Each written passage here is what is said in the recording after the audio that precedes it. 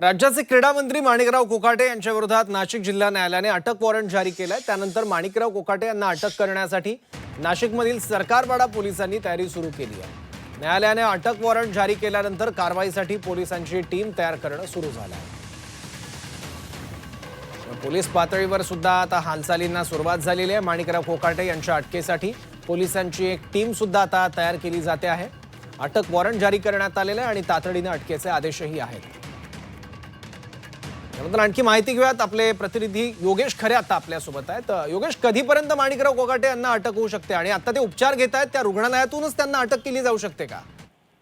खरं तर सरकारवाडा पोलिसांकडे हे आदेश आता यायला हवे होते, मात्र अजून ते आलेले नाहीत। नाशिक न्यायालय जे आहे ते सरकारवाडा पोलीस स्टेशनच्या कार्यकक्षेमध्ये आहे। नाशिक शहर पोलिसांची अखत्यारीत असलेल्या या कार्यालयामध्ये, या पोलीस स्टेशनमध्ये अद्याप वॉरंटचे आदेश या ठिकाणी आलेले नाहीत, त्यामुळे पोलिसांची टीम अजून निघालेली नाही। मात्र पोलिसांनी पूर्ण तयारी अटकेच्या संदर्भातली करून ठेवलेली आहे। जसे आदेश त्यांना प्राप्त होतील तसे तातडीनं इथून टीम रवाना होईल आणि मुंबईमध्ये दाखल होईल।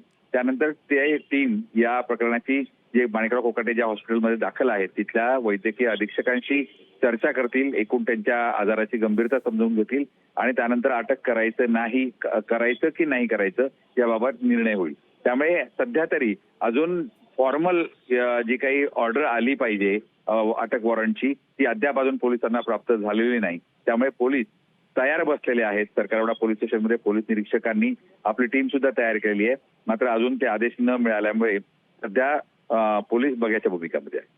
ठीक आहे योगेश, धन्यवाद या माहितीसाठी।